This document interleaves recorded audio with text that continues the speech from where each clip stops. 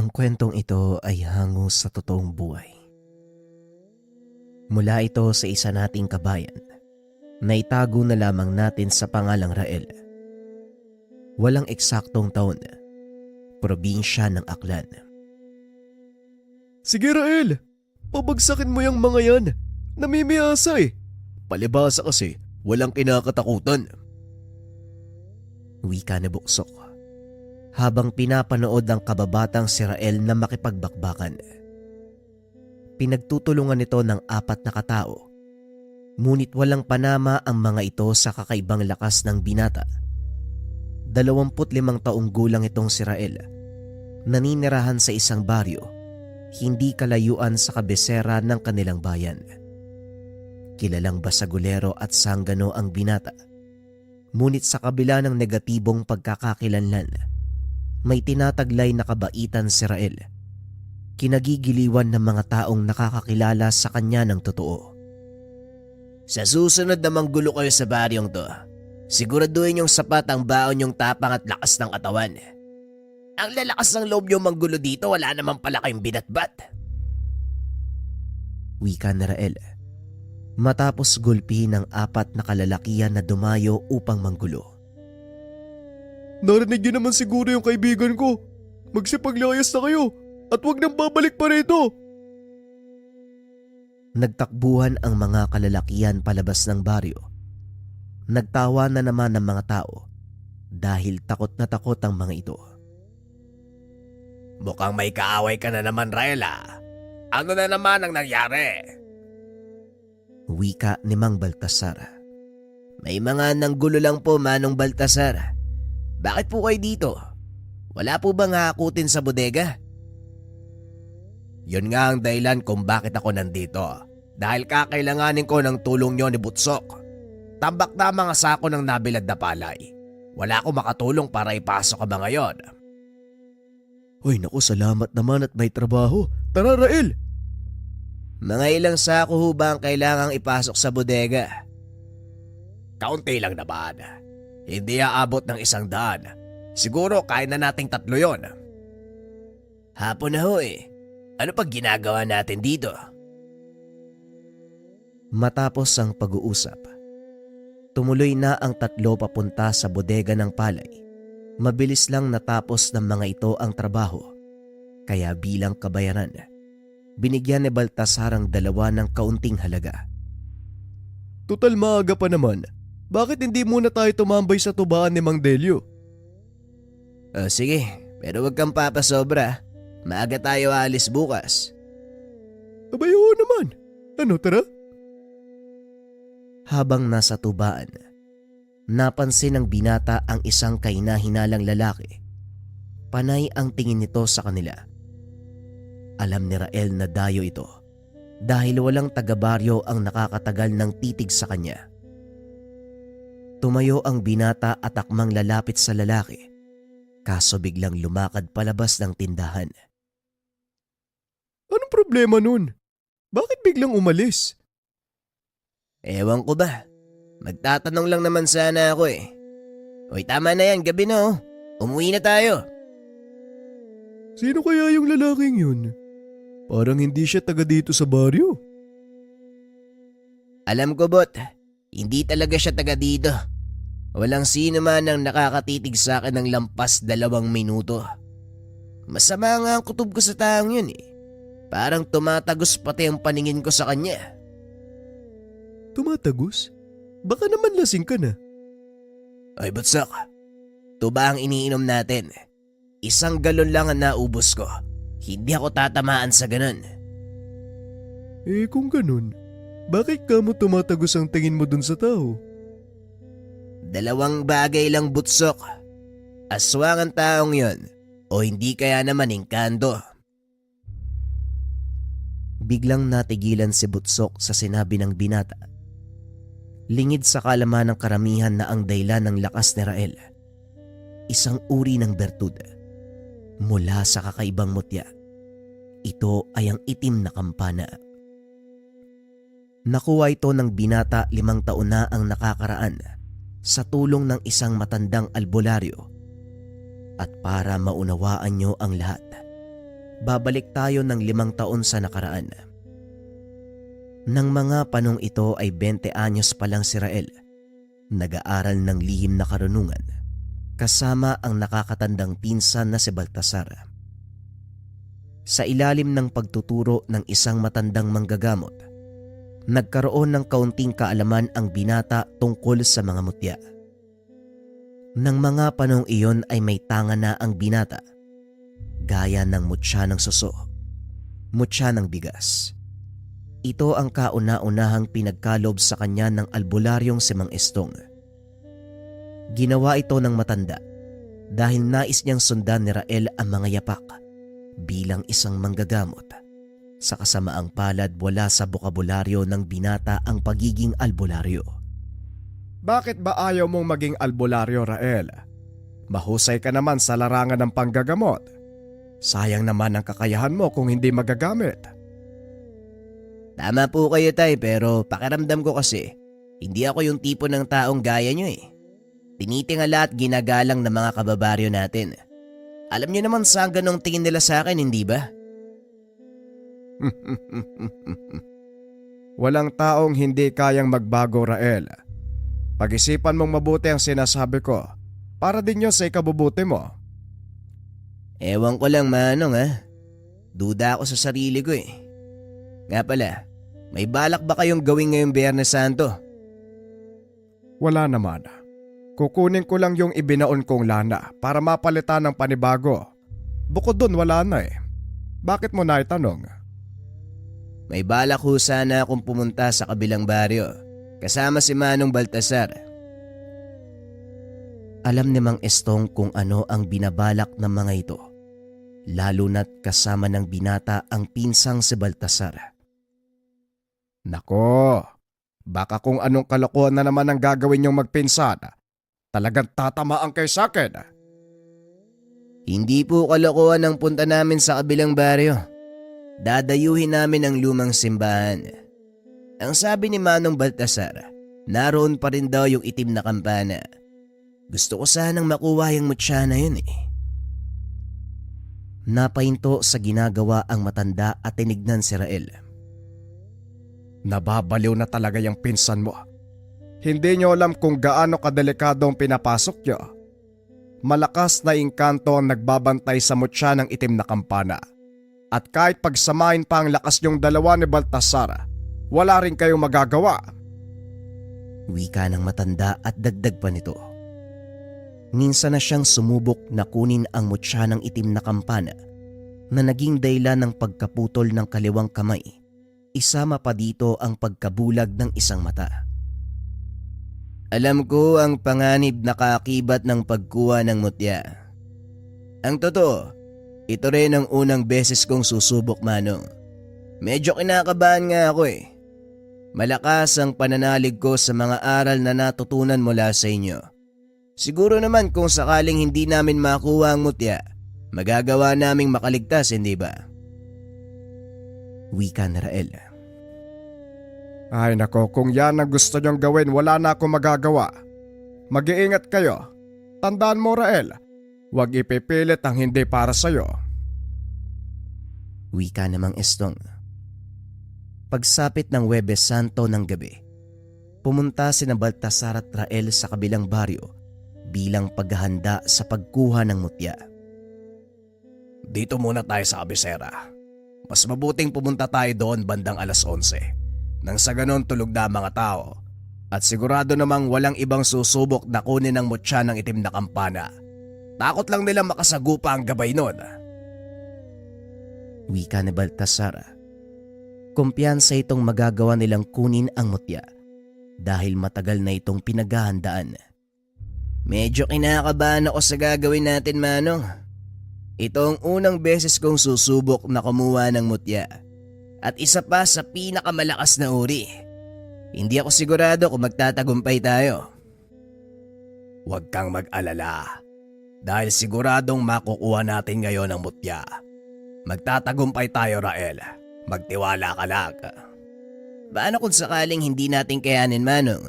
May plano ko ba? Wala, Rael. Magtagumpay man tayo o hindi. Wala nang atrasan.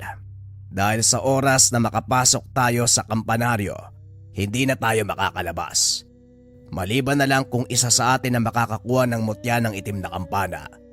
Kaya kung pinanghihinaan ka ng kalooban, ngayon pala magsabi ka na habang may oras ka pang umatras. Wika ni Baltasar.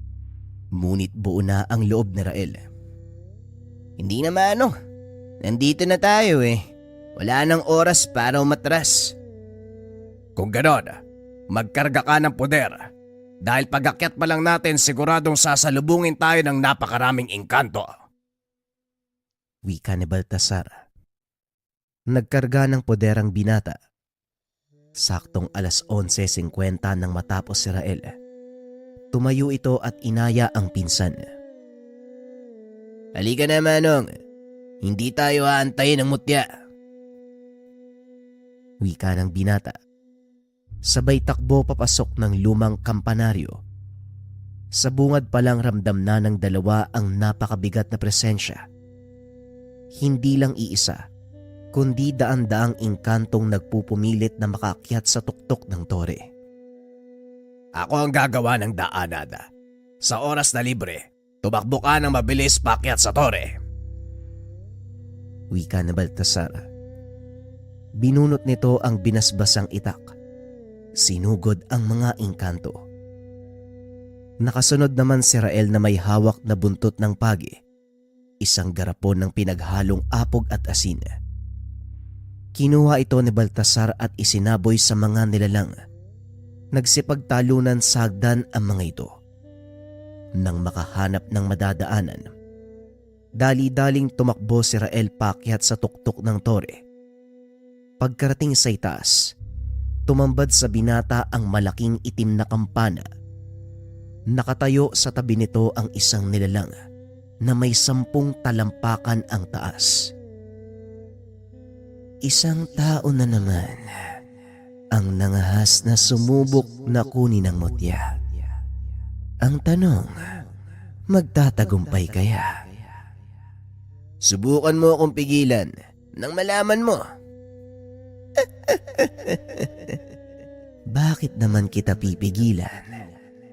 Hindi ba kagustuhan mong kunin ang mutya? Malaya kang gawin anuman ang gusto mo. Sigurado ka ba? Baka naman pagsubok lang to mamaya. Pag lumapit ako sa kampana, bigla mo na lang akong hatawin yung maso mo. Gaya ng sinabi ko, malaya kang kunin ang mutya. Hindi ako pipigil. At lalong hindi ako ang susubok sa'yo. Dahil ang totoong pagsubok, mararanasan mo lang sa oras na makuha mo ang mutya. Tugon ng engkanto. Matapos ay umatras ito. Hinayaang lumapit si Rael sa itim na kampana. Sakto naman ang pagdating ni Baltasar.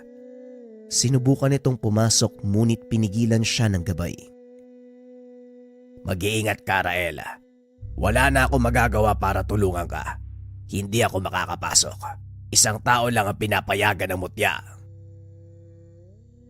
Hindi na lumingon si Rael. Binunot nito ang itak at itinarak sa kampana. Nagpakawala ito ng umaalingaw na tunog. Halos mabingi si Rael ngunit hindi niya binitawan ang itak. Nagpatuloy ang malakas na kalembang. Ngunit ang ipinagtataka ni Baltasar, hindi man lang nagising ang mga tao sa paligid. Sumabay sa tunog ang malalakas na alulong ng mga aso. Hindi ba nila naririnig ang malakas na kalembang? Bakit hindi nagigising ang mga tao? Tayo lang ang nakakarinig. Lahat ng nandito sa dome ng mutya. Sandali lang. Ngayon lang ako nakarinig ng mutyang may sariling dome.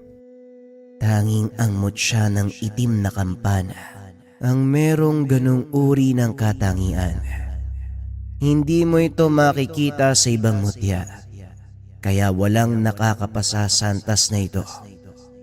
Pero uulitin ko, hindi pa ito ang aktwal na pagsubok ng mutya. Wika ng engkanto.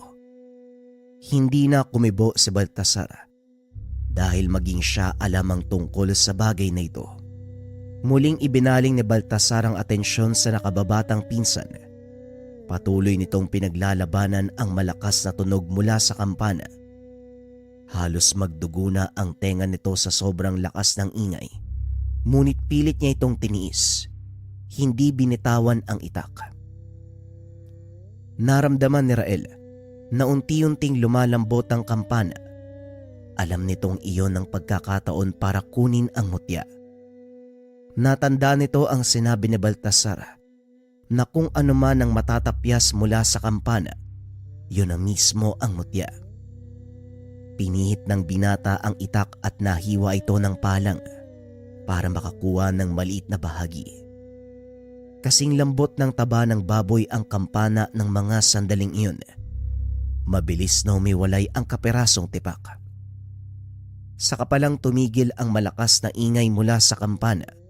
Nawala na rin ang mga engkantong nakaharang sa hagdan.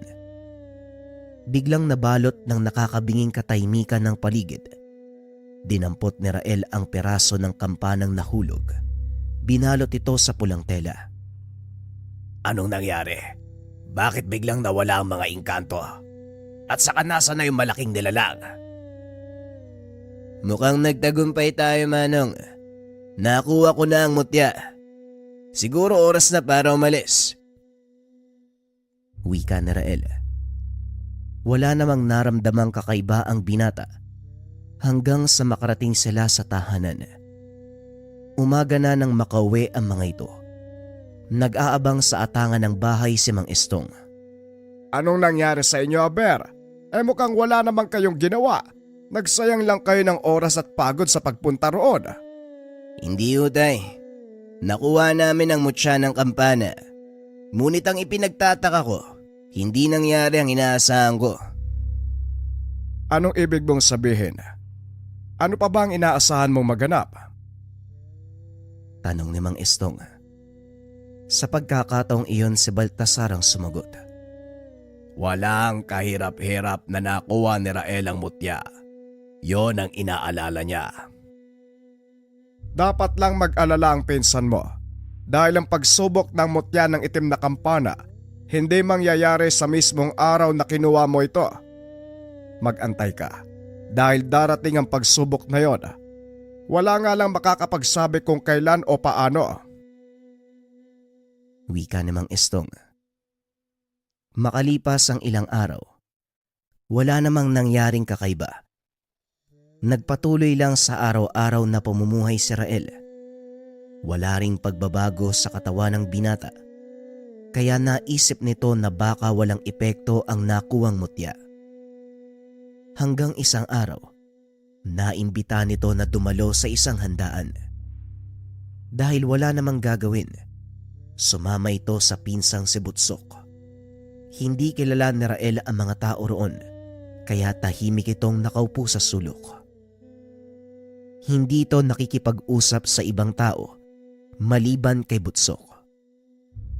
Nanatiling ganon ang binata hanggang sa matapos ang programa.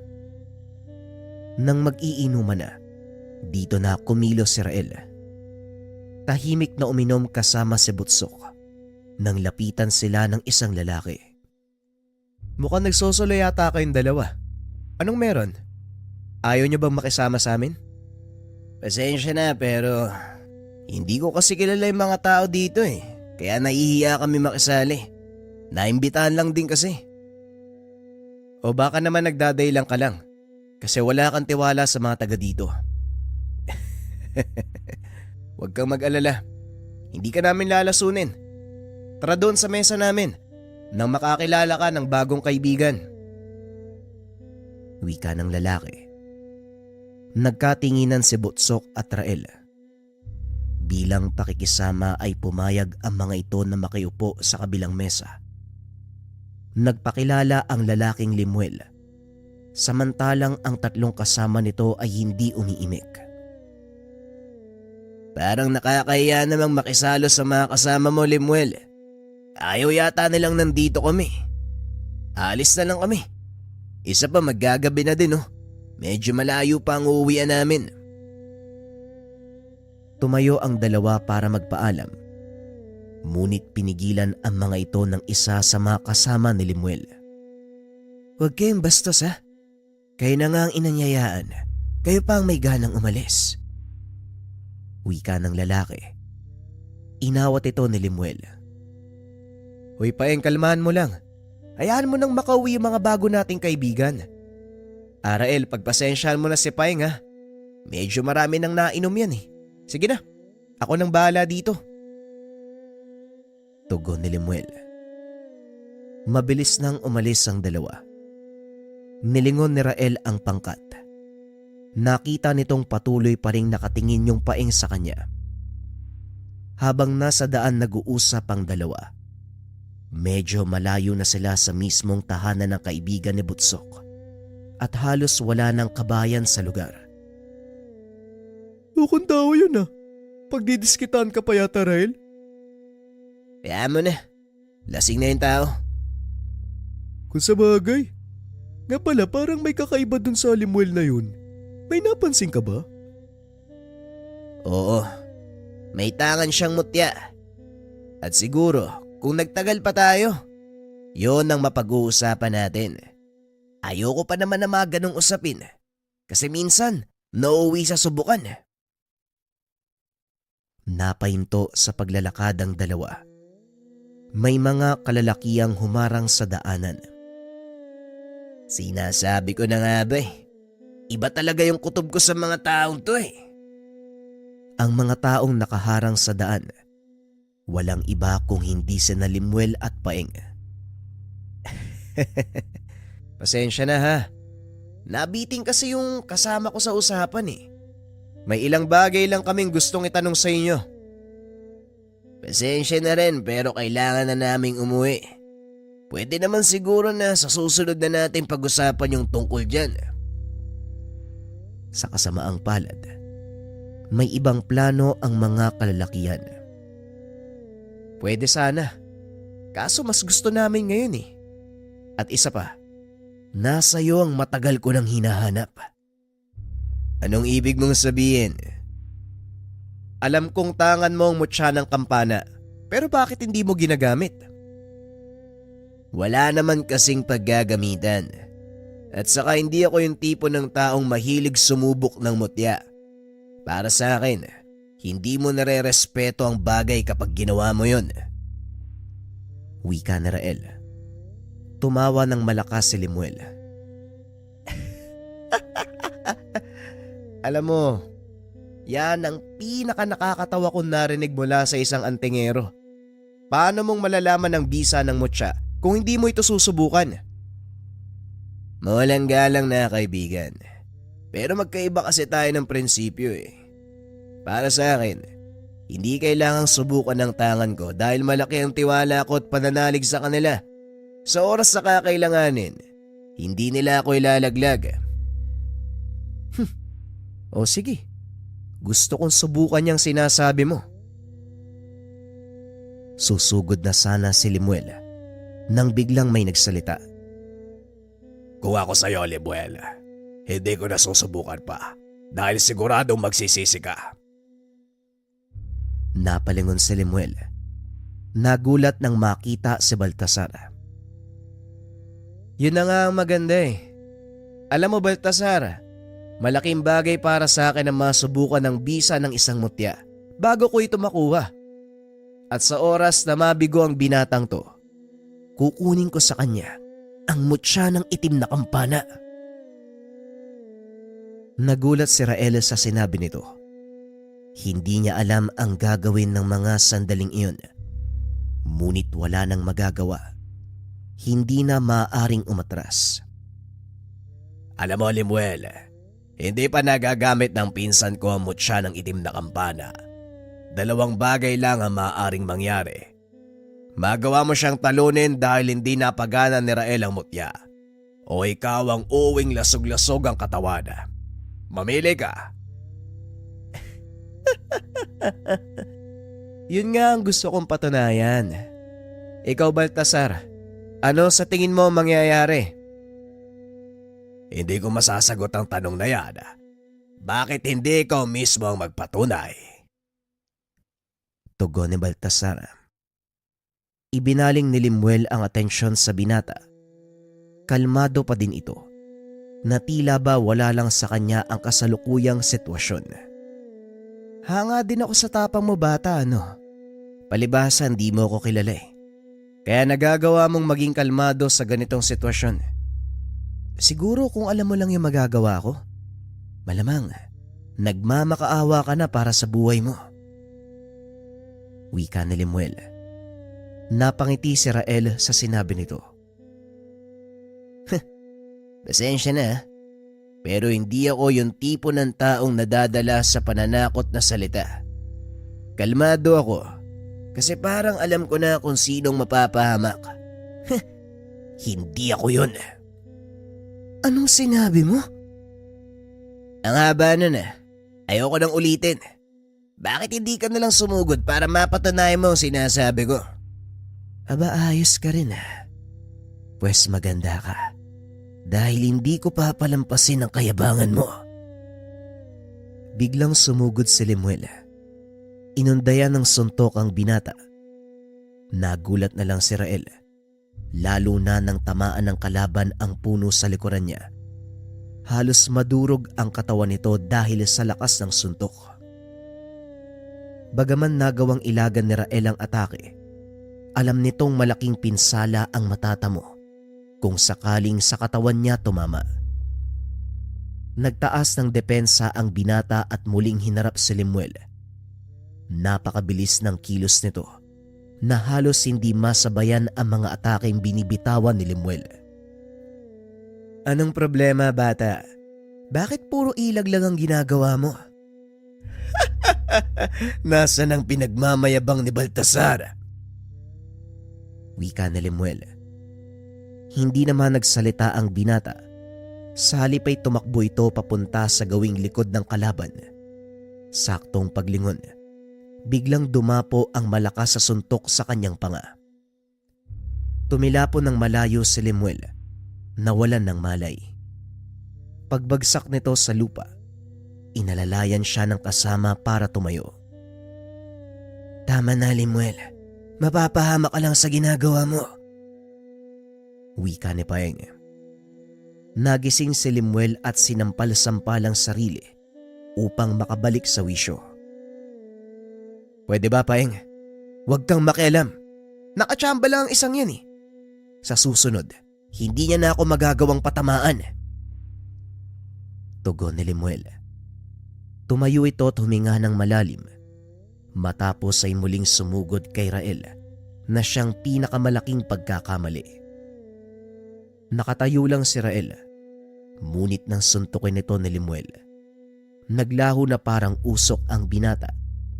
Nagpalinga-linga sa paligid si Limuel. Biglang nagpakita ang binata sa kanyang harapan. Nanlaki ang mga mata nito dahil nakaamba ang kamao ni Rael sa kanyang muka. Isang malakas sa suntok ang tumama sa kalaban. Muli itong tumilapon palayo. Hindi makapaniwala si Baltasar sa mga nakikita. Alam niya ang kakayahan ni Rael sa pakikipaglaban ng mano-mano. Ngunit sa pagkakataong iyon, kakaibang lakas ang pinamalas nito. Nako, naloko na. Ito na nga ba ang sinasabi ko eh. Paeng, ilayo mo dito si Limuel. Hindi titigil si Rael hanggat hindi niya napapatay ang taong yan. Dali-daling inalalayan ni Paeng si Limuel. Naglakad palayo sa lugar. Ngunit sa kasamaang palad, nagawa itong abutan ni Rael. Isang malakas sa sipa ang ibinigay, dahilan para tumilapon ng dalawa. Hinila ng binata ang kwelyo ng damit ni Limuel. Walang tigil itong pinagsusuntok sa muka. Ano nangyayari kay Rael, Manong? Bakit nagwawala siya? Tanong ni Butsok. Alam niya na mahinahon si Limuel, ngunit sa pagkakataong iyon ibang-iba ang pagkataong ipinapakita ng binata. Ito na ang sinasabi ng engkantong nagbabantay sa mutya ng kampana. Ang pagsubok ni Rael.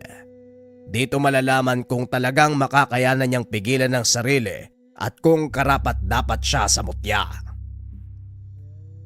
Wika ni Baltasar. Nagpatuloy sa pag-atake ang binata hanggang sa maramdaman nito na hindi na gumagalaw si Limuel. Rael, tama na yan. Baka mapatay mo si Limuel. Wika ni Buksok. Binitawan ni Rael ang kalaban. Ibinaling ang atensyon sa malaking bato na nasa gilid ng daan. Pinagsusuntok ito ng binata hanggang sa mapudpod. Nang humupa ang alikabok na dulot ni Rael, nakita nila ang binatang nakatayo habang hinahabol ang hininga. Unti-unti nitong pinakalma ang sarili. Sinubukang lumapit ni Baltasar ngunit pinigilan ito ni Rael. Diyan ka lang, Manong. Hindi pa lubusang humuhupa ang nararamdaman kong init sa katawan. Hindi ko alam ang nangyayari. Pero sa palagay ko, ang may gawa nito ay ang mutya ng itim na kampana. Alam ko, Rael. Kaya subukan mong huminahon. Huminga ka. Pakalmahin mo ang iyong sarili. Wika ni Baltasar.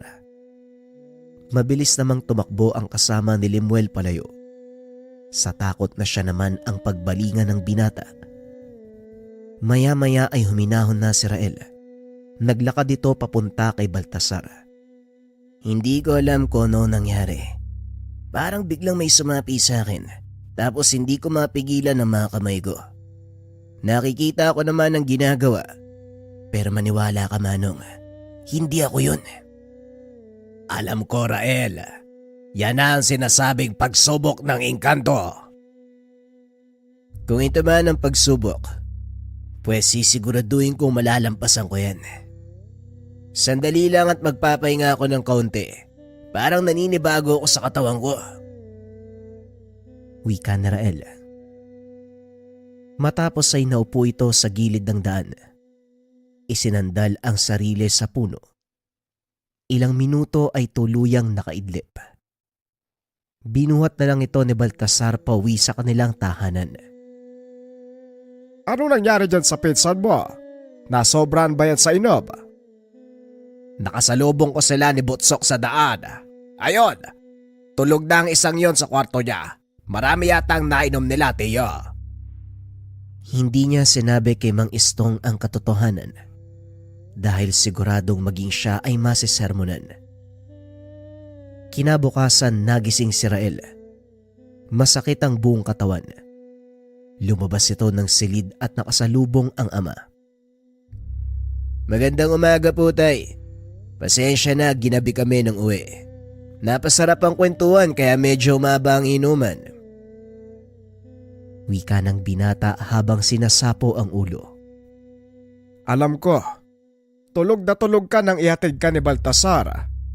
Uminom ka ng mainit na kape para mawala ang pananakit ng ulo mo. Marami akong gagawin ngayon kaya maiiwan ka mag-isa dito sa bahay. Tugon ni Mang Istong. Matapos ay pumasok ito sa silid upang mag-ayos. Nakaupo naman si Rael sa atangan ng bahay habang pilit na iniisip ang nangyari kagabi. Maya-maya ay bumangon na rin si Butsok. Dumiretso ito sa kusina upang magmumog at magtimpla ng kape.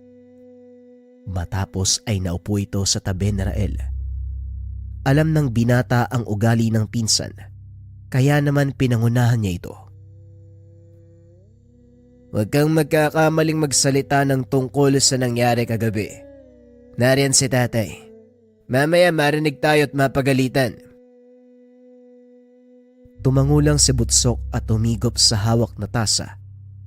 Maya-maya ay lumabas ng tahanan si Mang Istong. Nagpaalam sa dalawa na aalis na.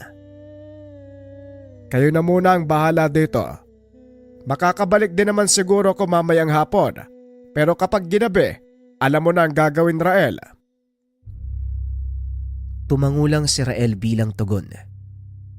Pagkalis ng matanda, kagad nagsimulang magkwento si Butsok. Ang gara ng ginawa mo kagabi. Paniguradong lamog ang pagbumuka nun, Rael. Nababagay lang sa kanya yon. Pero nagtataka ako Bakit parang may ibang taong nagmamanipula ng kilos ko kagabi?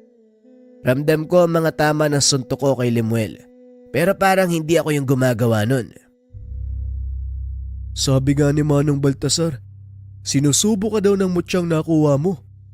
May bago ka bang mutya, Rael? Oo, eto oh. Wika ni Rael sabay pakita ng kaperasong itim na bagay. Mutya ba to? Parang kapirasong kawaling bakal lang eh. Mutya ng itim na kampana ang tawad dyan, Buksok. Sa palagay ko tama si Manong Baltasar. Siguro nga sinusubok na mutya kung karapat dapat ba ako. Wika ni Rael. Sa kalagitnaan ng pag-uusap ng dalawa dumating si Baltasar. Merong dalang balita. Laganap na sa baryo ang nangyari kay Limuel. Masyadong matabil ang dila nitong si Paeg. Ipinagsabi sa mga tao na ginulpi mo ng walang kalaban-laban si Limuel. Inaasahan ko na yan, Manong. Kaya hindi na ako nagulat. Delikado ang magpagala-gala ka sa bayan ngayon. Hindi mo ba alam na maraming kasamaan si Limuel? Kasapi ang taong yon ng isang samahan ng mga antingero dito sa bayan natin. Siguradong nakarating na sa kanila ang nangyari at dahil sa katabila ng bunganga ni Paeg, siguradong ginatungan pa niya ito ng kung ano-anong kwento. Wala na tayong magagawa doon, Manong. Huwag lang nila akong gagalawin. Hindi ako magdadalawang isip na lumaban. Hindi nga nagkamali ng hinala si Baltasar. Simula ng araw na yun, naging habulin ng basag ulo si Rael. Madalas nababalitaan ng ama ang nangyayari, kaya pinagsasabihan niya ito. Ito ba ang paggagamitan mo ng mutya ng kampana, Rael? Basagulo!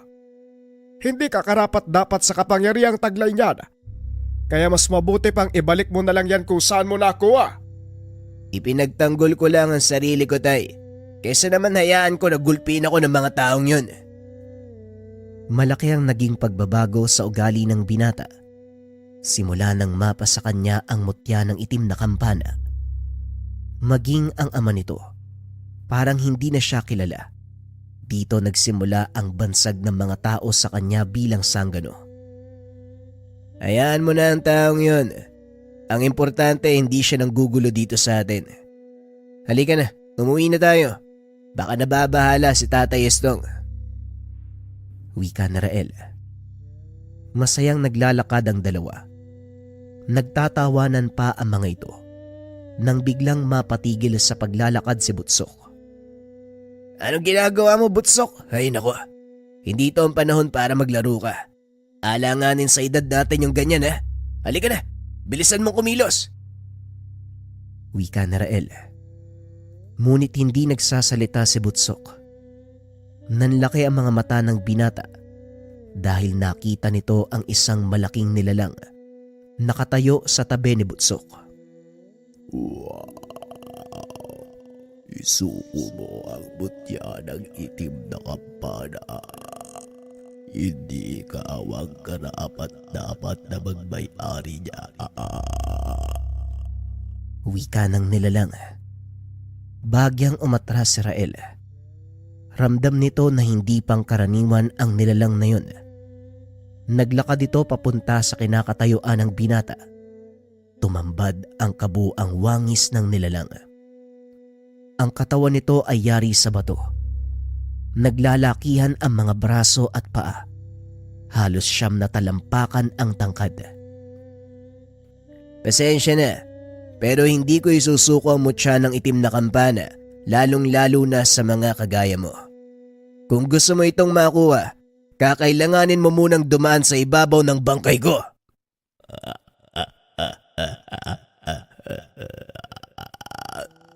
Sa palagay mo, may panama ka sa akin.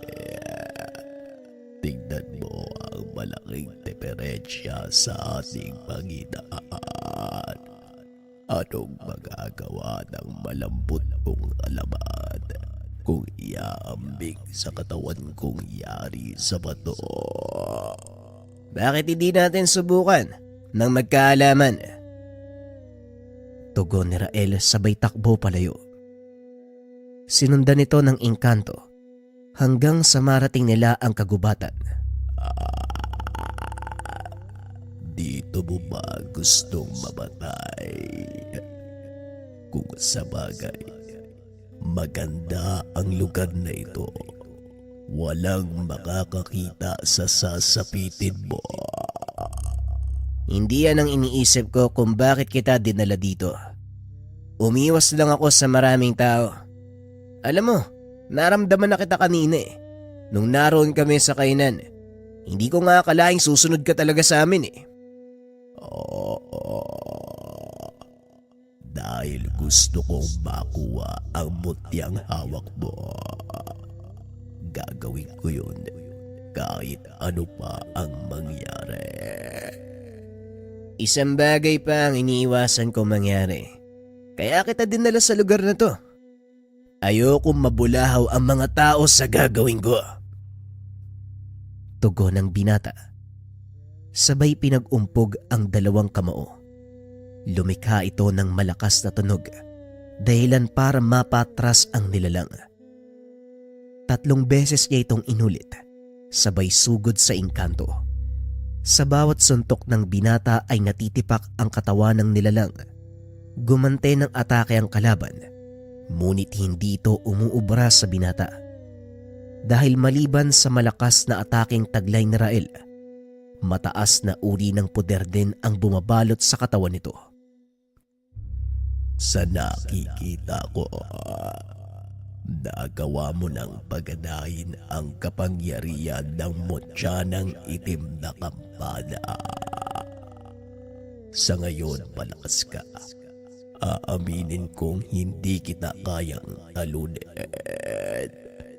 Pero hindi kakayanin ng katawang tao ang kapangyarihan ng mutya. Darating ang panahon, susuko ang katawan mo at iyon ang aantayin ko.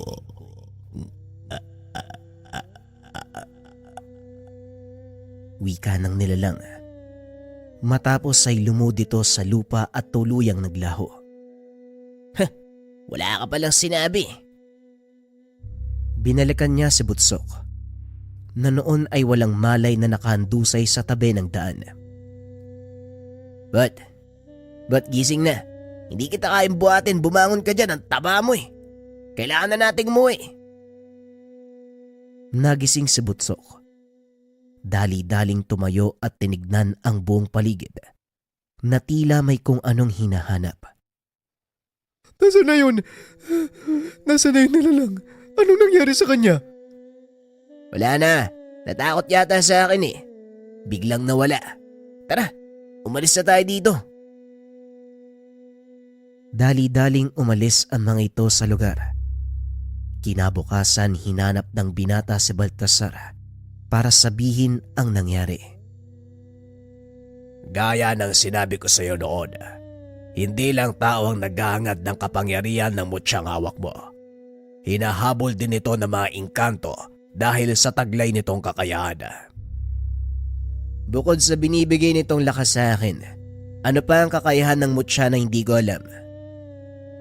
Ang mutya ng itim na kampana may kakayahang bumuhay ng mga engkanto. Nagiging immortal ang sinumang elementong magtatanga nito. Tugon ni Baltasar, bagay na ipinagtataka ni Rael. Di ba hindi naman namamatay ang mga engkanto? Paano sila magiging immortal? Alam mo Manong, ang gulo mong magpaliwanag eh. Mali ang paniniwala mo tungkol sa engkanto, Rael. Namamatay sila. Nagagawa silang patayin ng mga espesyal na sandata. Ngunit sa oras na mapa sa kamay nila ang mutya, walang sandatang makakapatay sa kanila. Ang sabi pa niya, hindi daw kakayanin ng katawang tao ang kapangyarihan ng mutya at darating ang panahon na kusang bibigay ang katawan ko. Yun nga daw ang inaantay niya eh. Totoo ang sinasabi niya, Rael. Pero nakadepende ito sa taong may tangad. Kung kusang ipinagkalob ng mutya ang kapangyarihan nito sa'yo, wala kang dapat ipag-alala. Pero kung sapilitan mo itong kinuha, ganon ang mangyayari. Ganun pala yun. Alam mo Manong, hindi din ako sigurado kung kusang ipinagkalob ng mutya sa akin ang lakas ko eh. Paala na nga. Siguro naman pag dumating yung oras na yun, nagawa ko na mga gusto kong gawin. Matanong nga kita, ano ba talaga ang gusto mo mangyari sa buhay mo?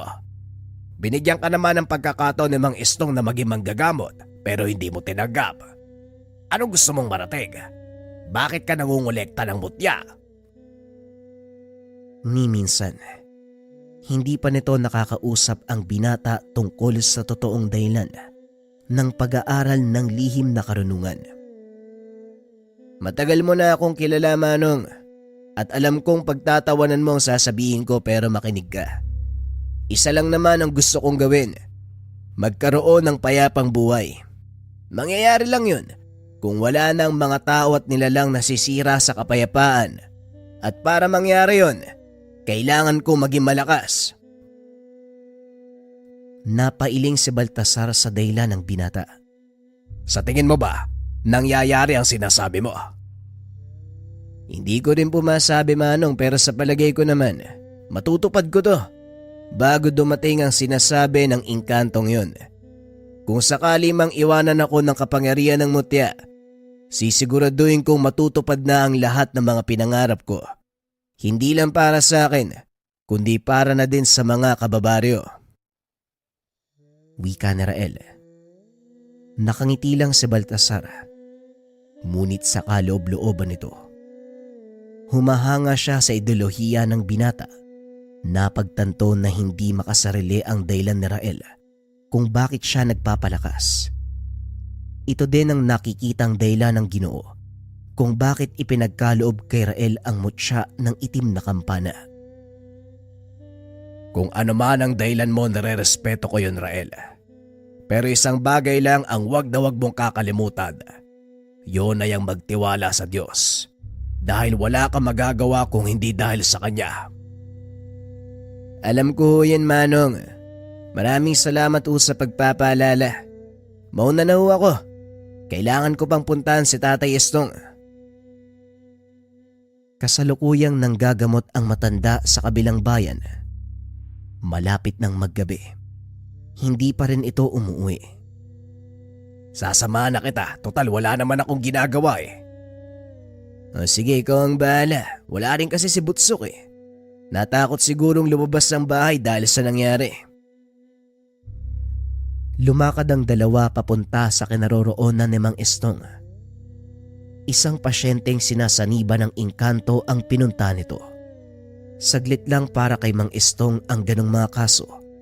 Makakauwi ito ng maaga. Ngunit ngayong gabi ay ginabi ang matanda kaya nag-alala si Rael. Alam mo, Rael, nahahalata ako eh. Nag-aalala ka kay Mang Estong. Nakakalimutan mo na yata kung gaano kalakas ang matandang yon. Pasensya na ho, Manong, pero nakakapanibago. Kahit gaano kahirap ang ginagawa niyang gamutan, nagagawa pa rin ni Tatay na umuwi ng maaga. Pero ngayon, parang masama ang kutob ko. Alam mo, Rael, walang may dudulot na kabutihan ng pag-aalala, kaya itigil mo yan. Bilisan mo ang paglalakad. Maya-maya pa, narating nila ang bayan kung saan nanggagamot si Mang Estong. Nagtanong-tanong ang mga ito tungkol sa pasyente. Mabuti na lang at kilala ito sa lugar. Kaya mabilis na narating ng dalawa ang kinaroroonan ng matanda. Pagdating sa mismong bakuran, nakita nitong nagkakagulo ang mga tao. Ang ilan ay pilit na nakikisiksik upang makita ang nangyayari sa loob ng tahanan. Nakisingit ang dalawa hanggang sa makapasok sila sa mismong pintuan ng bahay. Nakita ni Rael na nakaupo lang sa sulok ang matanda habang nakaharap sa isang lalaki. Sa hinala ni Rael, yon ang pasyente ni Mang Estong. Nakiusap ito sa may bahay na pumasok. Nagpakilala sila bilang kasama ng matanda. Nagulat si Rael nang sabihin ng may bahay, sila ang inaantay ni Mang Estong. Mabuti naman at nandito na kayo. Ay Rael, alam kong wala kang hilig sa panggagamot. Pero may isang bagay ako ipapakiusap. Maaari bang tulungan mo ko dito? Anong klaseng tulong po, Tay? Ang nilalang na gumagambala sa taong ito ay isang uri ng malakas sa engkanto. Hindi ko siya kayang talunin. Kailangan ko ang lakas ng mutya ng itim na kampana para pigilan ng nilalang. Paano ko naman yan gagawin, Tay? Hindi nga ako marunong manggamot. Maupo ka sa tabi ng pasyente at hawakan mo ang kamay niya. Sa pamamaraang iyon, matutuntun ko ang kinaroroonan ng engkantong gumagambala sa kanya. Sinunod dito ni Rael. Nakita niyang hirap na hirap ang matanda. Pagkahawak nito sa kamay ng pasyente, tila may mahinang kuryenteng dumaloy mula sa katawan nito papunta sa kanya. Nakikita ng binata ang labas ng tahanan hanggang sa madako ito sa malaking puno na nasa gawing dulo ng bahay. Nakita ng binata ang isang malaking nilalang nakaupo sa sanga ng kahoy. Nakita ko na ho ang kinaroroonan ng nilalang. Wika ni Rael at dali-dali itong tumayo. Tumakbo palabas ng tahanan. Nagsipaghawian naman ang mga tao nang makita ang binata. Pagdating nito sa likod ng bahay, tumambad sa kanya ang hindi lang isa, kundi napakaraming nilalang at yung malaking itim na figura na nakaupo sa sanga ng puno. Wala akong atraso sa'yo, binata. Bakit ka nandito? Anong kailangan mo? Wika ng nilalang. Napagtanto ng binata na isa itong kapre at ang mga nilalang na nakapalibot sa puno ay mga alagad. Ako nga rin eh. Wala rin naman akong atraso anuman laban sa'yo. Pero may nakiusap kasi sa akin kaya ako nandito. Sino ang nakiusap sa'yo?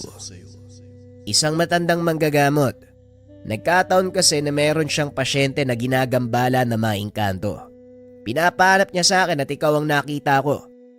Ngayon naparito ako para sana makipag-usap ng maayos. Maaari ko bang hilingin na palayain mo na yung kaluluwa ng tao? Isang taong walang alam. Ano sa palagay mo ang dahilan kung bakit ko pinarurusahan ang taong tinutukoy mo? Hindi ko rin alam eh. Sabi ko nga sa'yo, tumutulong lang ako. Wala akong balak na makipagtalo o makipag-away. Naparito ko para makiusap. Yun ay kung pwede lang naman. Paano kung ayaw ko? Anong gagawin mo? Ay nako, wala. Pero isang bagay lang ang masisiguro ko. Sa oras na marinig kong sumigaw ang pasyente ng matanda, sasamain ka sa akin. Maging ang mga kasama mo. Nanlaki ang mga mata ng kapre. Tumayo ito sa kinaupuan. Anong sinabi mo? Pinagbabantaan mo ba ako, binata? Alam mo ba kung sino ang karap mo? Tanong ng kapre. Tumawa ang mga nilalang na nakapaikot sa kanya. Ay, sa nakikita ko meron kang mataas na posisyon. Maliban sa laki ng pangangatawan at tangkad mo, siguradong malakas ka din. Pero huwag ka magpapakampante. Dahil hindi ako natitinag sa laki mo. At higit sa lahat, wala akong paki kung ano man yung katungkulan mo sa kabilang dimensyon. Nandito ka sa mundo ng mga tao kaya lumugar ka. Tugon ni Rael. Lalo namang nagalit ang kapre. Dahil doon napasigaw ang pasyente. Muling ibinaling ni Rael ang atensyon sa nilalang. Mukhang may malilintikan talaga sa akin ngayon. Natatandaan mo ba yung sinabi ko tungkol sa pasyente?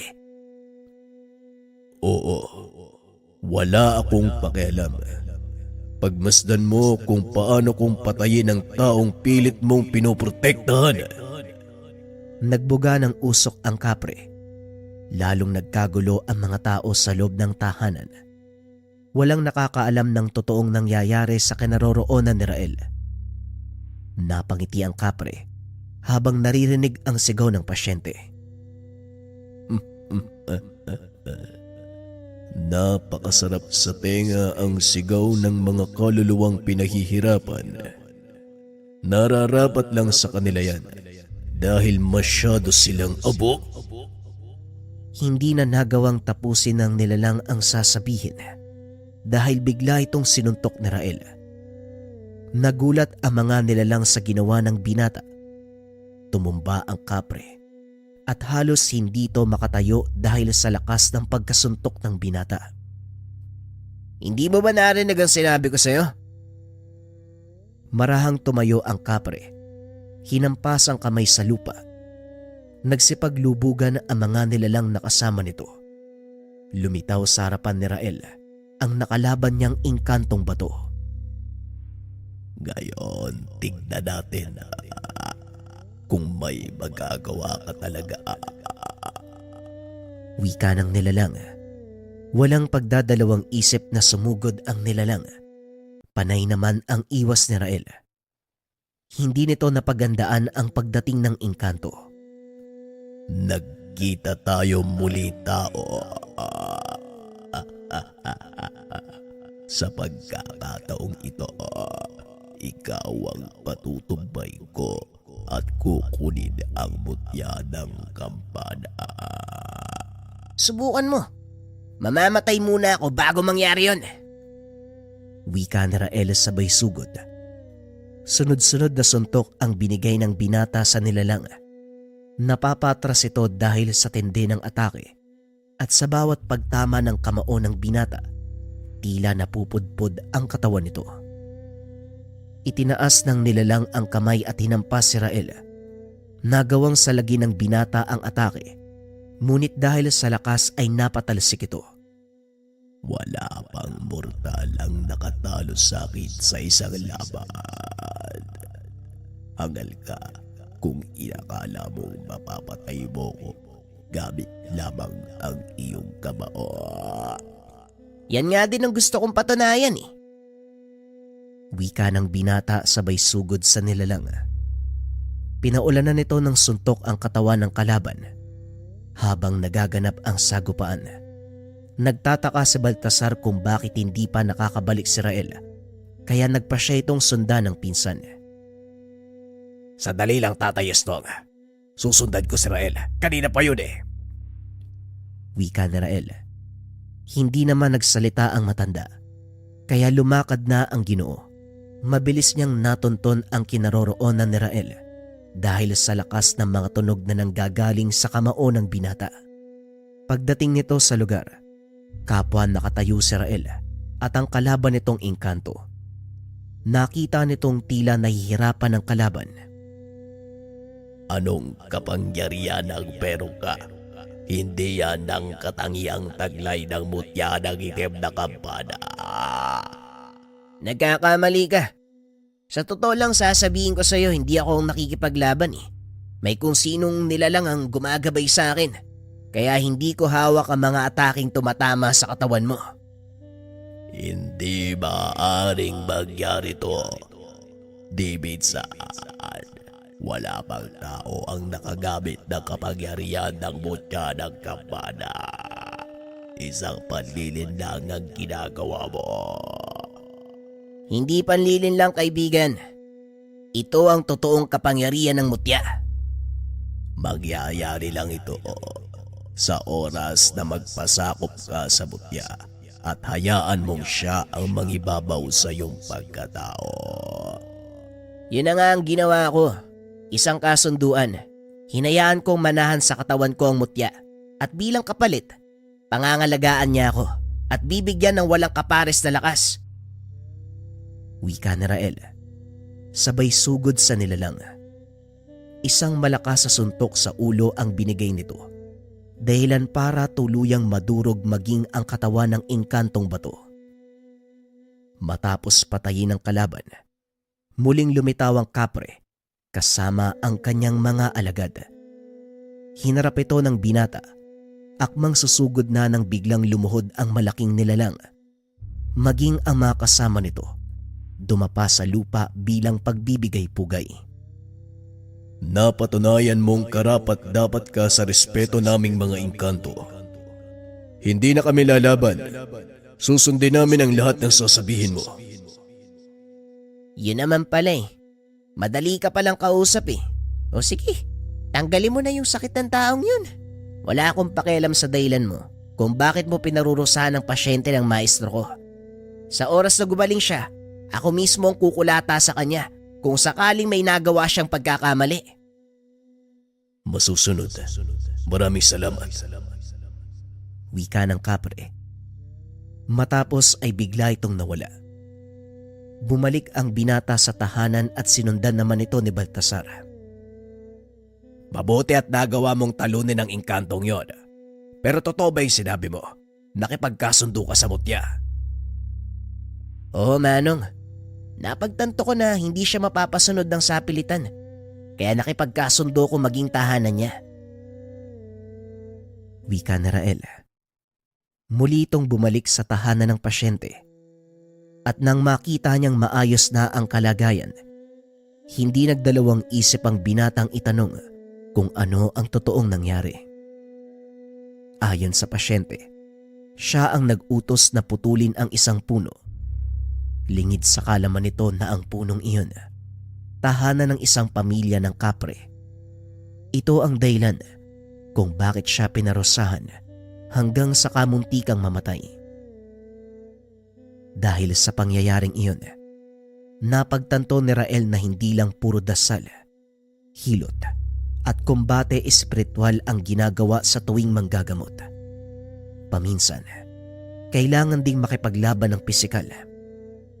Pinag-isipan nitong mabuti ang alok ng maestro. Kalaunan ay pumayag ito na maging katuwang sa panggagamot.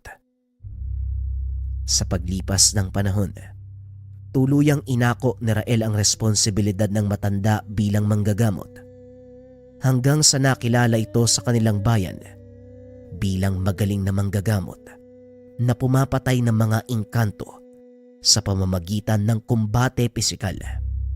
Kaisa-isang manggagamot na sinusugod ng harapan ang mga engkanto at elementong nanggagambala sa kanyang mga pasyente.